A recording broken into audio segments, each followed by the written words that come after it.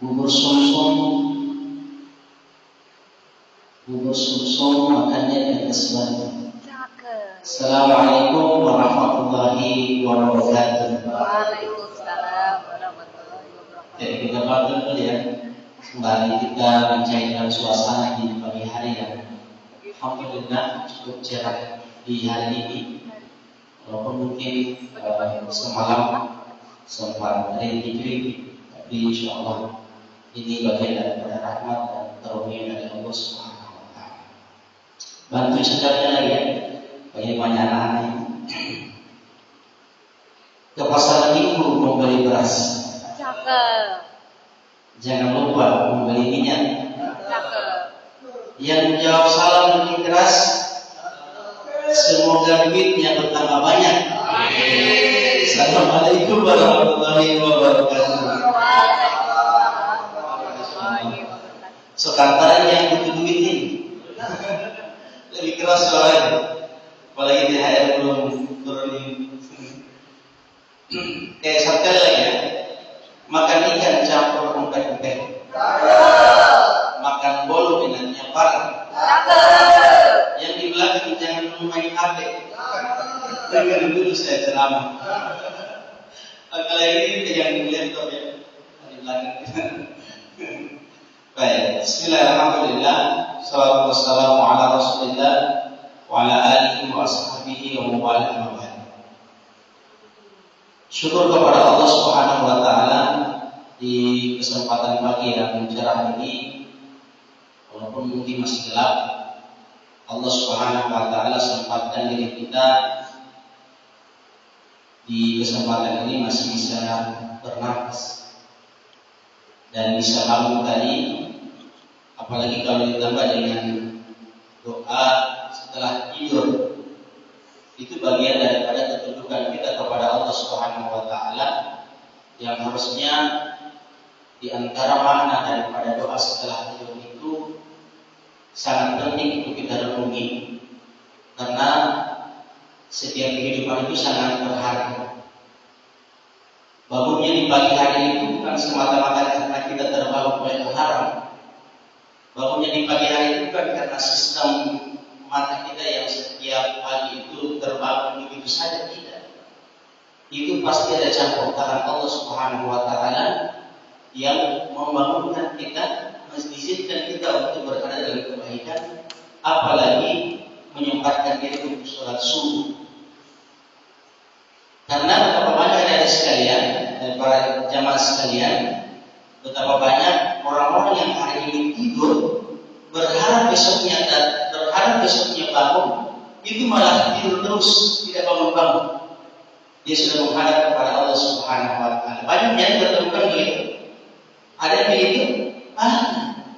Banyak. Orang-orang mungkin yang berada di samping kita, ya, orang-orang yang mungkin berada di keluarga kita, yang dulu mungkin kemarin tahun lalu sempat berhari raya dengan kita, sempat Ramadan dengan kita bersama-sama, apalagi di 10 hari terakhir ini.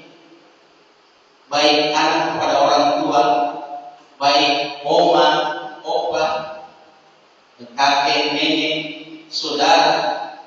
Betapa banyak kita lihat hari ini. Bahkan mungkin kita sendiri yang mengalami. Saudara kita, orang tua kita, atau mungkin anak kita yang kemudian bersama-sama dengan kita dulu di Ramadan kemarin 1445, tapi hari ini mereka tidak mau bersama kita. Kenapa? Karena Allah tidak berjanji. Maka begitu pun ada sekali rahmat Allah Subhanahu wa Ta'ala. Coba saya melihat ini dari semua. Ada yang hafal bangun tidur? Coba bagaimana? Kalau baiklah, tinggal serta, udah bagaimana? Oh, masya Allah, luar biasa. Ya. Seolah Allah berikan hadiah kaos minimal kaos hadiah, atau kalau berikan haji bagi yang mampu. Baik, semoga Allah Subhanahu wa Ta'ala memberikan hidayah kepada antum dan juga semoga Allah berikan hadiah terbaik. Dan tidak ada hadiah terbaik kecuali hadiah yang Allah berikan. Syukran jazakumullah khair. Doa yang tadi dibacakan oleh adik kita siapa namanya? Fadli, insyaallah.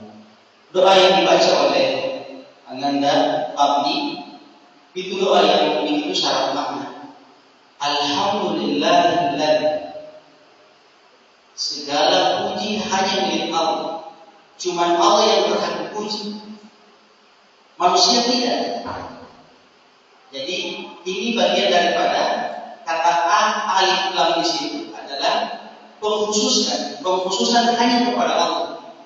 Jadi tidak ada yang namanya selain Allah berhak dipuji, tidak ada. Ya, kalau ada orang yang makan pujian, jangan makan pujian, makan nasi. Ya, orang hari ini mungkin haus akan pujian, maka kemudian ketahuilah bahwa Allah sudah mengatakan alif lam alhamdulillah, segala puji hanya milik Allah. Jadi segala bentuk pujian hanya milik Allah. Kemudian dilanjutkan alhamdulillahilladzi ahyana, tarekat belum lupa ahyana ba'da amata, yang telah menghidupkan aku setelah aku mati. Jadi kita orang tidur mati itu mati, kita tadi malam itu tidur mati sebenarnya. Ya. Ba'da amata, setelah engkau menghidupkan, engkau telah menghidupkan setelah aku mengalami yang namanya kematian. Dan ingat, wa ilaihi nusyur, dan segala puji bagi Allah. Allah telah menolongmu untuk bangun dari tidur. Jadi tidurnya, bangunnya dari tidur kita itu bukan semata-mata yang saya sampaikan tadi, tapi bentuk daripada pertolongan Allah Subhanahu wa Ta'ala. Ya, maka perlu kita syukuri. Yang jadi masalah adalah ketika bangun tidur langsung HP yang dipegang, belum baca doa, langsung HP yang ini. Maka ini jemaah sekalian rahmat Allah Subhanahu wa Ta'ala, penting bagi kita untuk menjadikan doa ini doa yang sedang terus kita baca. Orang-orang tua pun insya Allah saya tidak ragukan pasti dibaca doa ini.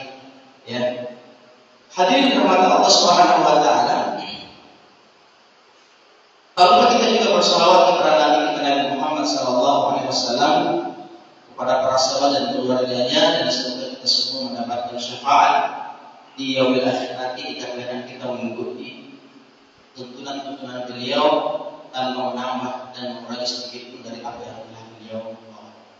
Hadirin dirahmati Allah Subhanahu wa Ta'ala, hari ini kita akan berbicara terkait tentang amalan hati yang sangat penting dan kemudian akan menjadikan kehidupan kita ini senantiasa merasa tenang. Karena sejatinya ketika orang yang mengatakan telah beriman kepada Allah, mengakui bahwa Allah sebagai Tuhannya, maka sudah pasti dia akan merasakan ketenangan hidup. Karena siapa yang bergantung kepada Allah, dia akan merasakan ketenangan yang tidak datang. Allah Maha Kaya, Allah Maha Mengetahui, bahkan Allah Subhanahu wa Ta'ala Maha Kuasa atas segala sesuatu. Maka kemudian kalau kita lihat, kita bergantung saja kepada manusia yang mungkin ada tadi dia kaya, dia punya jabatan, dia punya harta, dia punya mobil mewah, dia punya segala yang dalam dunia ini kita pandang sebagai kehidupan yang tentram bagi dia. Maka kemudian kita juga akan merasakan pasti ya, ketika misalnya kita tatilan misalnya, tapi kemudian kita berpikir ada orang dalam, ada saya di komdan saya di kamar, atau bahkan mungkin di komdan saya keluar, itu ketenangan itu ada karena dia menganggap bahwa ada kedekatan dengan si komdan tersebut. Maka harusnya sebagai seorang muslim dan sebagai seorang yang beriman mengaku bahwa dia telah beriman kepada Allah Subhanahu wa Ta'ala, tentu dalam menjalani kehidupan dia tidak akan merasakan begitu kegalauan, atau istilah kata orang-orang zaman sekarang namanya keganan, gelisah, galau, marah. Cita-cita terlalu gagal, gelisah, galau orang, dia tidak akan dapatkan itu kalau dia merasa bahwa Allah sebagai tempat dia untuk berlindung, bersandar dan juga tempat utama. Makanya dalam Allah Subhanahu wa taala ada satu hal yang sangat penting yang kemudian kalau kita amalkan ini itu akan merubah kehidupan kita dan kemudian kehidupan yang tadinya dia merasa cemas, overthinking dan berbagai macamnya, maka kemudian insya Allah itu akan hilang dengan sendiri. Di antaranya adalah prasangka baik kepada Allah, prasangka baik kepada manusia. Karena sebenarnya di dalam Allah Subhanahu wa taala kehidupan dunia ini memang kehidupan berujian. Dan jangan pernah merasa bahwa di dunia ini kita akan senang, tidak. Siapa yang senang di dunia yang dimana dunia ini diperuntukkan oleh Allah Subhanahu wa taala sebagai hukuman bagi nenek moyang kita. Siapa yang dihukum oleh Allah diturunkan ke dunia? Siapa? Nabi Adam. Nabi Adam diturunkan ke bumi itu, ke dunia itu, yang kemudian awalnya jadi surga, apapun kebaikan, apapun kenikmatan ada di sana, namun Allah hukum dia dan dia diturunkan ke dunia ini. Maka alangkah ironinya, ketika orang hari ini mau bersenang-senang dengan dunia, mencari kenikmatan dunia, di tempat di mana bapak atau nenek moyang kita dihukum, itu kan tidak masuk logika. Ya, sama halnya dengan kita hari ini, misalnya penjara itu tempat hukuman bagi orang-orang yang salah. Maka alangkah ironinya kemudian kita anggap di penjara itu kita senang. Ada yang di sini di penjara senang? Coba ada yang saya tanya, Pak Adil, di penjara mau di penjara? Kenapa di penjara tidak mau? Padahal di sana, kalau kalian tahu, di sana itu dia bisa makan gratis. Hari ini ada makanan gratis toh, sana makanan gratis. Ya, susu, roti. Kalau di sana dia hujan, tidak bisa polisi tidak.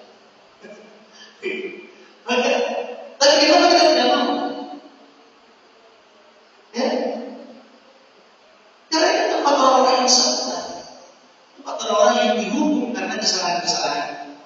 Ketika datang di sana harusnya, ya, saya pun pernah melihat hari ini ya, ada testimoni orang-orang yang hari ini merasa, alhamdulillah saya ini di penjara, saya senang di penjara. Tidak ada. Diandalkan kayak misalnya, ya tadi waktu podcast, ya kira-kira kalau apalagi masuk lagi di penjara, mau nggak mikir kok, tidak mau sama sekali.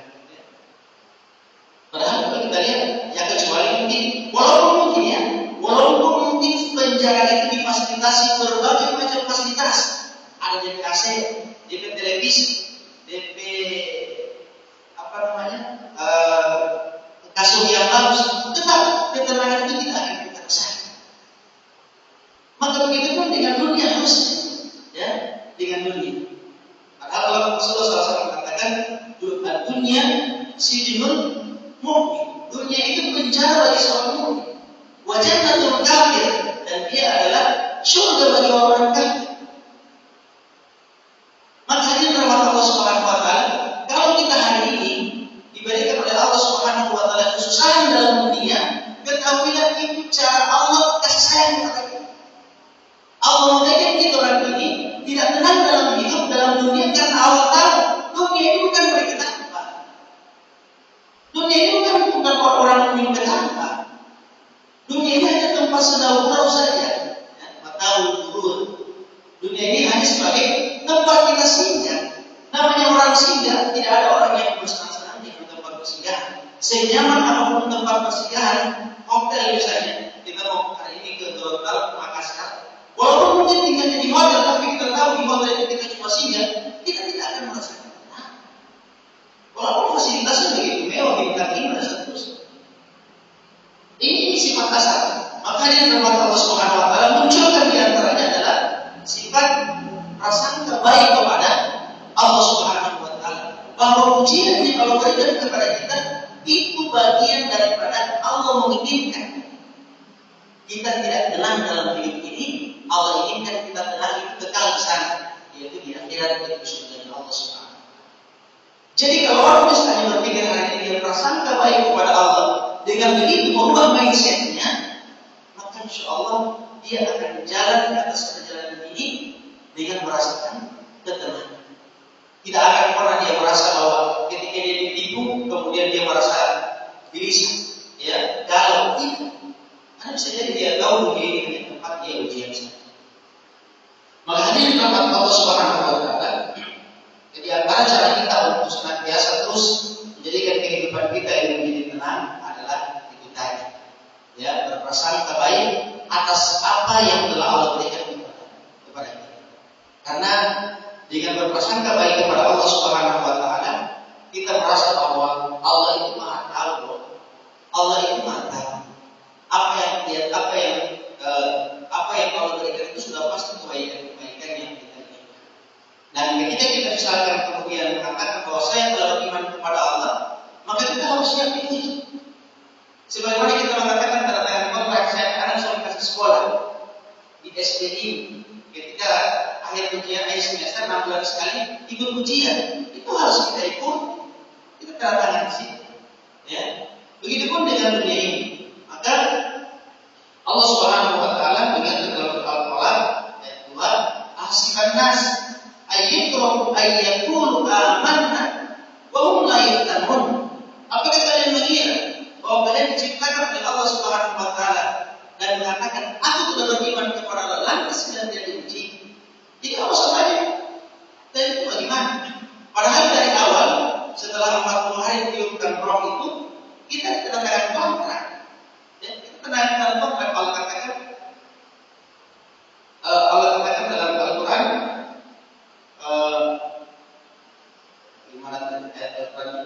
Allah Subhanahu wa taala mengatakan bahwa alastu birabbikum.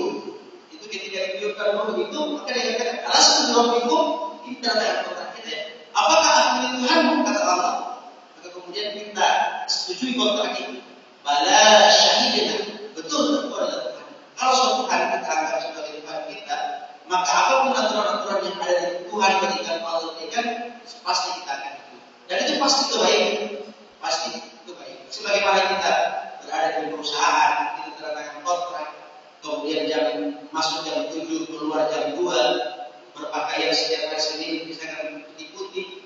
Tidak boleh kita katakan, saya pakainya di sini, tapi saya tidak mau, saya tidak suka warna putih, saya suka warna merah muda.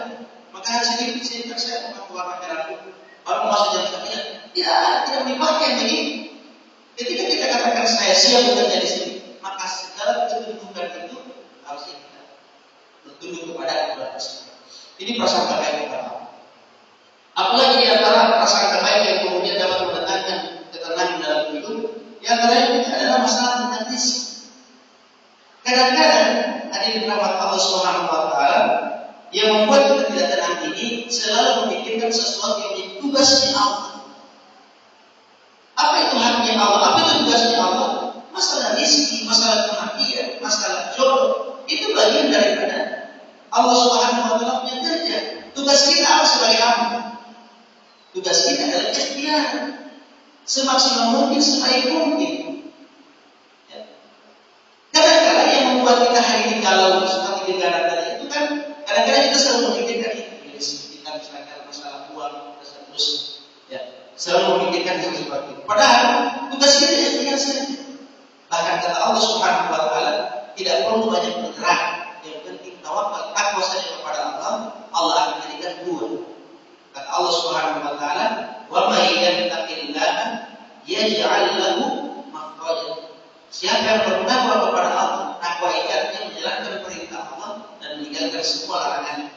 Apa yang Allah berikan? Yaj'al lahu makhraja. Allah berikan solusi, jalan keluar dari semua masalah yang dihadapi. Bukan cuma itu. Wa yarzuqhu min haitsu la yahtasib, dan Allah Subhanahu wa taala berikan rezeki dari arah yang dia tidak sangka-sangka.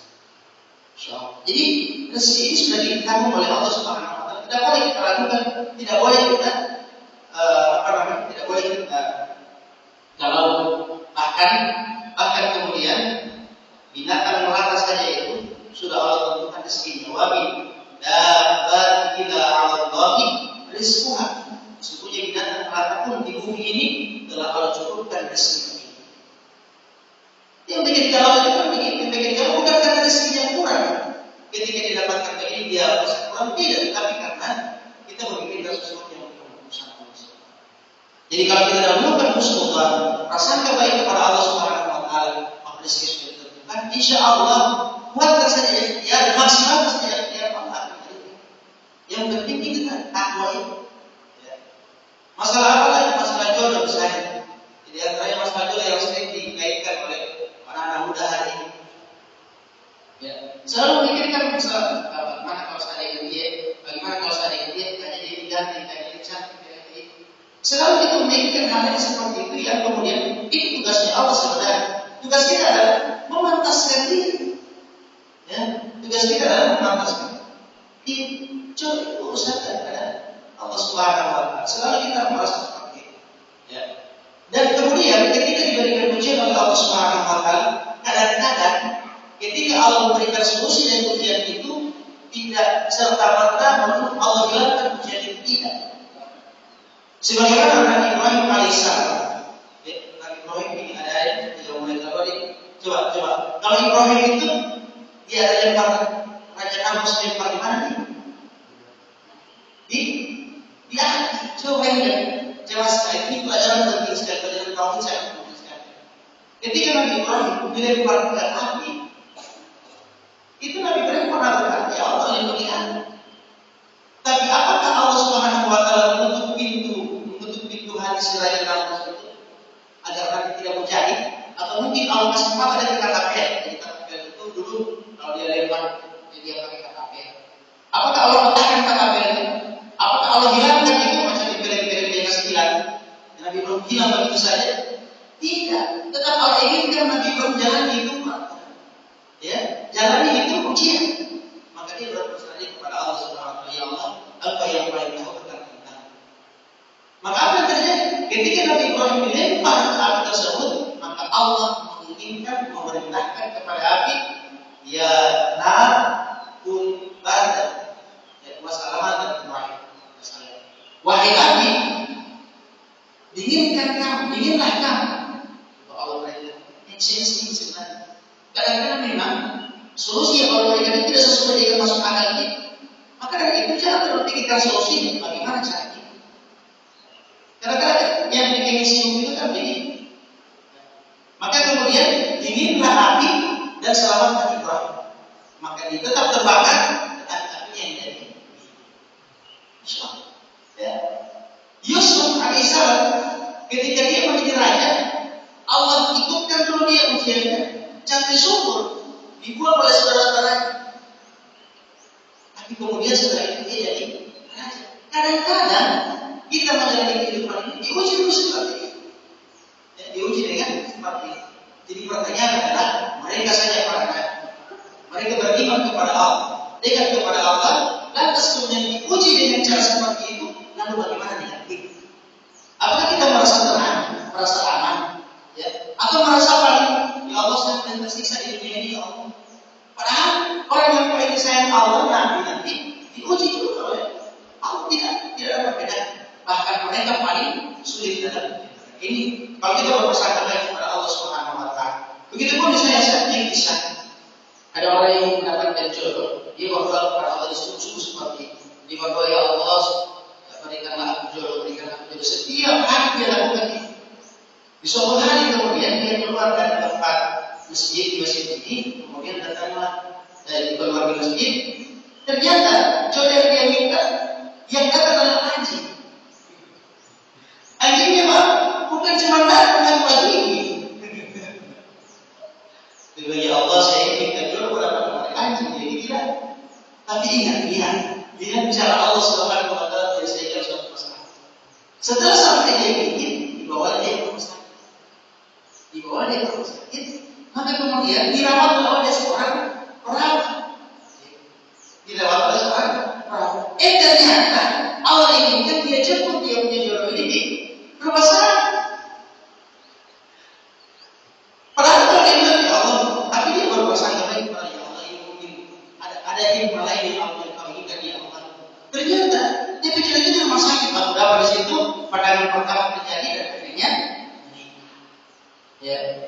Ada yang bilang Ustaz, kan boleh langsung ke rumah sakit, tidak perlu pakai anjing-anjing. Ini urusan saya bikin cerita, jadi saya harus itu urusan saya. Artinya ini hanya cerita. Tetapi kadang-kadang Allah itu memberikan dan juga memberikan solusi kepada kepada kehidupan ujian kehidupan ini. Kadang-kadang dengan cara yang mungkin kita tidak ketahui. Bahkan rezeki yarzuqu bil hayy bahkan rezeki yang ada di sana. Di antara juga yang kemudian dari firman Allah Subhanahu wa taala yang perlu dan menjadikan diri kita tenang dalam hidup adalah berprasangka baik kepada manusia. Kadang-kadang yang membuat orang hari ini tidak merasa tenang dalam hidup selalu memikirkan sesuatu orang lain, berpikir berprasangka buruk, ya berprasangka buruk tanpa lagi. Misalnya saja kan misalnya ada beberapa di jalan, beberapa di jalan tidak dokter, dia dokter, sonai langsung muncul perasaan dia itu sudah sombong, tidak tegur. Padahal kalau kita berpikir berprasangka baik, mungkin kita beli, siapa tahu dia memang butuh gas di rumah semua basah baru semua buka puasa baru gasnya habis, 50.000 tidak dapat lagi. Atau mungkin dari kisah kisahnya dan saya sendiri orang lain. Jadi kalau pakai kacamata, kadang-kadang kalau berjalan di motor kalau lupa kacamata, itu teman-teman itu saya tidak berapa lihat dalam jarak yang jauh. Jadi ketika pakai kacamata tidak berapa lihat. Tiba-tiba seorang agama yang sombong yang tensu, mentang-mentang jadi ustaz, mentang-mentang naik motor, so tidak bawa itu dulu. Di mana yang dia tadi? Di mana yang dia tadi? Ini aku lewat kamar tadi. Ada pakai kacamata tidak pakai kacamata yang kesal. Oh, sorry ya ada. Jadi kadang-kadang hal-hal yang seperti ini sering terjadi di kita. Apalagi kalau misalnya kita dalam suatu panitia amalia Ramadan atau mungkin di KM di lingkungan internal kita. Kadang-kadang misalnya apalagi kan namanya internal berjamaah pasti ada latar belakang baik pendidikan, baik parenting, baik cara bercerita, ya kadang-kadang misalnya ada yang dengan cara bercerita karena dia tak biasa boyot, orang ini lembut macam orang Jawa bercerita. Beberapa yang orang Gorontalo, yang kemudian orang Gorontalo bagian pantai, yang di sana belum cara bercerita, yang bercerita asfataria. Beberapa yang orang Jawa, yang dia bercerita Bunda, dia orang Bogor ya, apa bagaimana? Bercerita. Kalau misalkan kita tidak dahulukan perasaan baik, maka yang terjadi adalah perasaan buruk ini tidak sopan, ya, tidak sopan, atau mungkin tidak menghargai. Dan setelah ini yang terjadi, ya, saling bertutur. Padahal sebenarnya kalau misalkan dia tabahu dengan cara seperti ini, ya, dan seterusnya kata-katanya, maka itu akan lebih menjadikan diri kita menjadi. Dan itu yang membuat di antara kita hari ini yang kemudian merasakan kehidupan ini begitu sulit. Ya, baik juga dalam berurusan, misalkan masuk usul, ya, merasa paling berjasa dan seterusnya. Ketersinggungan itu pasti ada. Ketersinggungan itu pasti ada. Suami istri saja yang setiap hari berapa, sebab ini bukan cuma wajah yang tapi semua. Sebab dia makan sama-sama, minum sama-sama, tidur sama-sama, ada anak sama-sama, orang tua sama-sama. Tetap ada yang namanya ketersinggungan ini. Tetap ada namanya perasaan buruk ini. Dan kalau kita ikuti itu, tidak kita harus terbaik. Ya, kenapa tuh begini jadi begini? Ya, bisa terus. Kadang-kadang begini kalau misalkan istri sudah mulai cemberut, apalagi sudah dekat-dekat raya, ya, di rumah itu ketika dia cemberut, maka harus muka senyum. Ya, jangan tambah cemberut ini durhaka kepada suami, diazab oleh Allah. Ibu sumpah menjadi itu, sumpah menjadi. Harusnya ketika dia memperlihatkan wajah cemberut, maka kita harus melihatkan lawan. Ya. Kalau dia tidak senyum, kita senyum. Kalau dia marah, kita bersabar. Kalau dia bersabar, boleh tidak boleh marah. Maksudnya harus kita lawannya apa? Kalau kita tidak disapa, maka kita harus lihat. Kan begitu pikirannya.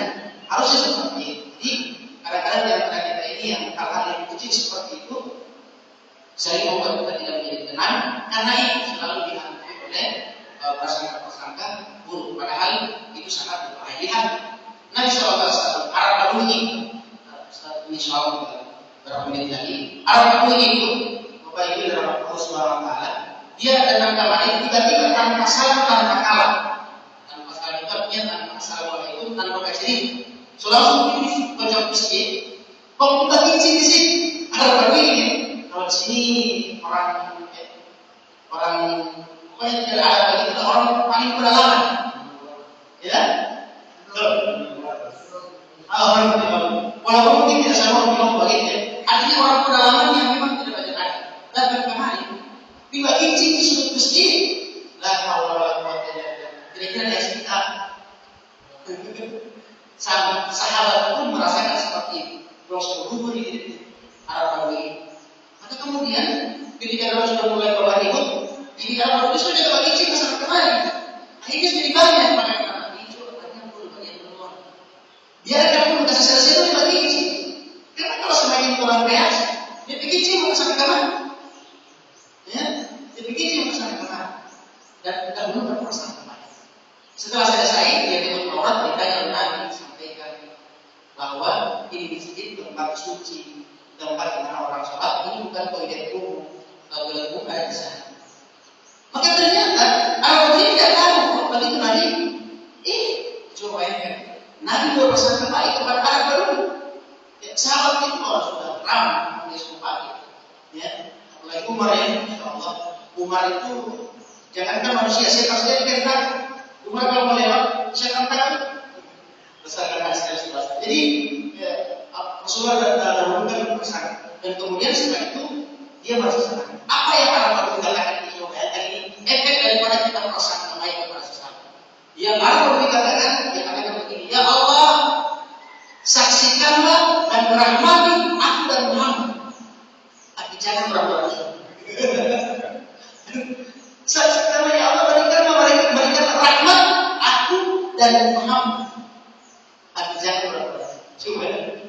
Ini reaksi awal yang dilihat ini kadang-kadang seperti ini. Ya, saking Allah Subhanahu Wa Taala, saking Rasulullah SAW kemudian mengatakan seperti mudah-mudahan perasaan baik. Setelahnya ada juga nanti di antara sahabat Nabi yang sering datang ke rumah sholat. Maka kemudian ada sahabat mengatakan ini hilang, ini malas, ini apa namanya? Pokoknya bagi kita malas. Kata Rasulullah SAW, wahai hati, wahai saudaraku, berikan kudus kepada saudara. Perasaan akan baik kita. Seandainya kalau kemudian tidak ada terjadi sesuai dengan persangkaan amamu, maka kemudian Allah tidak akan ditanya tentang persangkaan baik begitu. Tapi justru Allah akan tanya perasaan buruk kepada saudara. Jadi berdasarkan persangka baik, kalau begitu betul, Allah tidak baik. Tapi kalau misalnya persangka buruk, justru dia Allah. Jadi hadirin rahmat Allah Subhanahu Wa Taala, kehidupan kita itu memang penuh dengan hal seperti itu. Ya kadang-kadang misalnya di grup-grup juga, ya, di grup-grup kalau ada hal yang boleh sensitif, insyaallah yang tidak baris sebenarnya dahulukan persangka baik. Oh mungkin dari HP sebentar termasuk di sini bisa ya. Apa bisa kita telepon? Oh iya Spanyol itu kenapa tidak akan telepon ini? Soalnya lagi tidak akan putuskan. Maka dahulukan persangka baik bisa jadi. PHP tidak pentingnya. Kamar mandi misalnya. Ya, dahulukan dulu itu. Ya agar kita menjadi. Begitu pun dalam kepengurusan yang ada dan insyaallah ketahuilah ada satu perkataan dari Tuhan atas ini bentuk yang perlu kita renungi bersama bahwa kita dalam berjamaah atau dalam mengurusi masjid ataupun di dalam mengurusi jamaah dakwah kemudian banyak masjid yang banyak mengikuti dakwah, maka ketahuilah ada perkataan yang Abu Bakar As-Siddiq ketika Rasulullah SAW meninggal dunia, semua para sahabat itu dia merasa tertekan. Bahkan setelah Umar bin Khattab yang kemudian terkenal dengan ketegasan dan juga dengan kerasnya suaranya, kemudian ketika Rasulullah meninggal, Umar mengatakan kepada Abu Bakar, jangan terlalu keras berdakwah kepada maka Abu Bakar mengatakan ayam usuddin mu'adhai.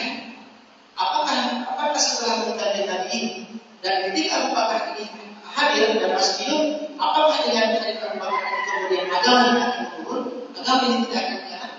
Atau dalam bahasa kita, kalau misalnya Pak Ketua, Pak Ican, sahabat Ican, ketika masih ada, maka tenangkan ini, apakah DKM ini akan runtuh? Ya. Sedangkan saya masih ada. Apakah agama ini akan lenyap? Sedangkan saya masih ada. Kata-kata ini yang kemudian menjadikan motivasi bagi Abu Bakar As-Siddiq ketika saat itu kemudian dia lanjutkan yang meninggal adalah Nabi Sallallahu Alaihi Wasallam dan agama akan tetap. Karena kalau kita tidak dilibatkan dalam kebaikan-kebaikan ini, ketahui Allah akan gantikan dengan orang lain yang kemudian berkompeten dan Allah izinkan dia berkompeten.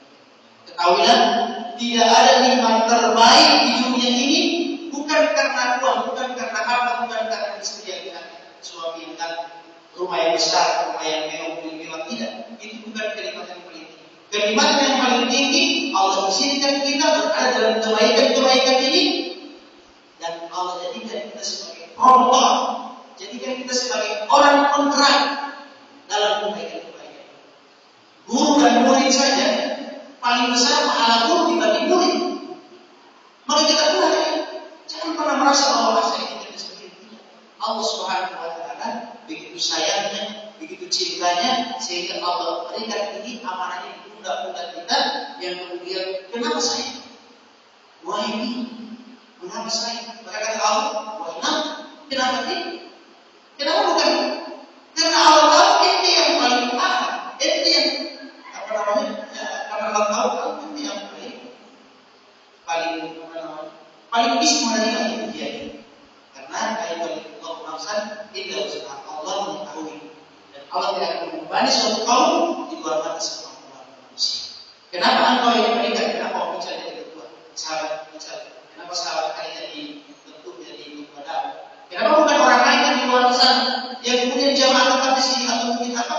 Karena Allah menginginkan kebaikan kepada kita dan cuma kita yang mampu. Kenapa sahabat bicara ujiannya misalkan A, B, kenapa diberikan kepada saya supaya saya?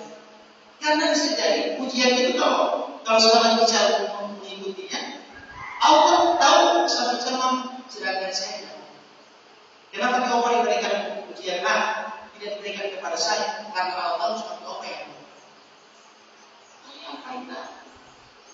Makanya di dalam Allah Subhanahu Wa Taala jangan pernah berputus asa. Ya, jadilah seperti matahari.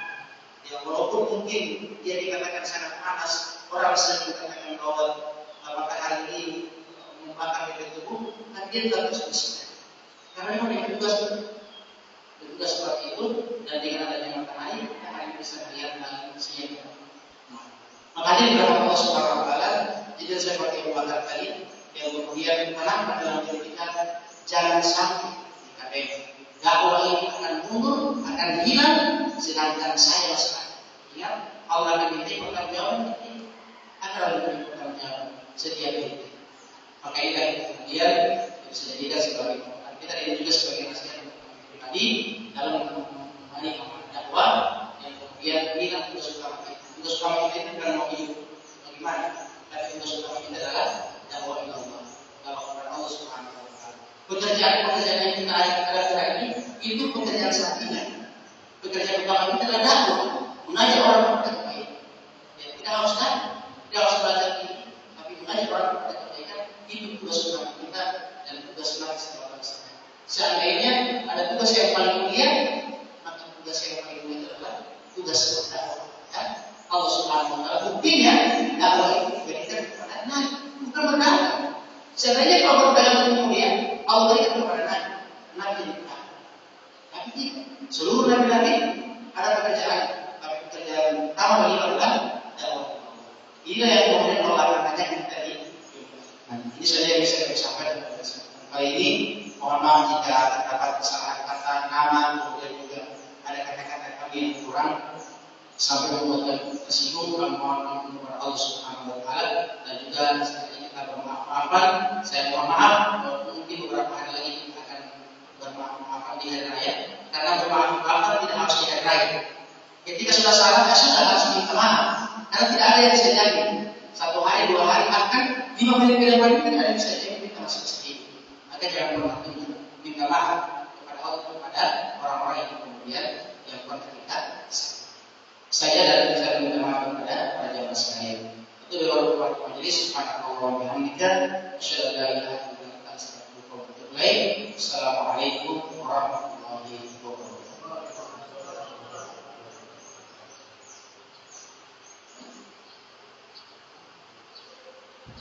Alhamdulillah sudah tercerahkan kembali lagi untuk materi kuliah subuh kali ini, sesuatu yang sangat spesial.